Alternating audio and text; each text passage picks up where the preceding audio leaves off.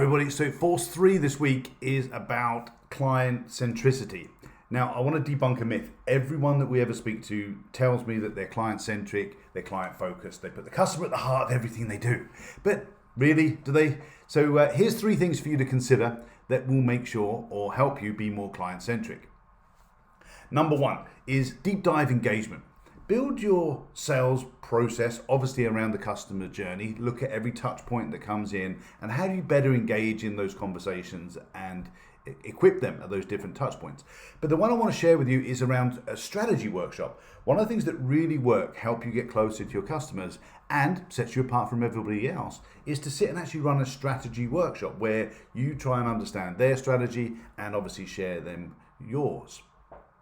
The second one I want to share with you is around value visualization. Now, we've talked about building ROIs and metrics, I'm sure you all have. But the reality is, in value visualization, I want you to talk about it's a narrative, it's not a metric.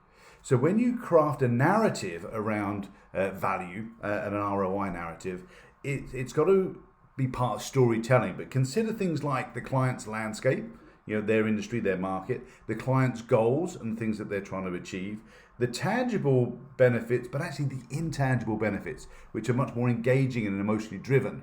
And then, of course, link it back to real world examples and how other people have benefited from it. And most importantly, how do you bring it to life? So think about the visuals that you're going to use, and also can you make it tactile, that they actually get a hold of it. The third thing I want to talk about is lifetime client value. We're talking about what's the value to the client over the lifetime, not just what's the value to you over the lifetime of the client. So from a CS perspective, for those in customer success, your QBRs should be actually focused and driven around a cycle. So in those cycles, I want you to think about the 3 T's: time to life, time to value, and then time to grow. So which part is this client in at this particular time will help guide and shape that QBR meeting that you have. So there you go. It will help nurture and grow relationships. And these 3 things will really help drive a much more client-centric approach.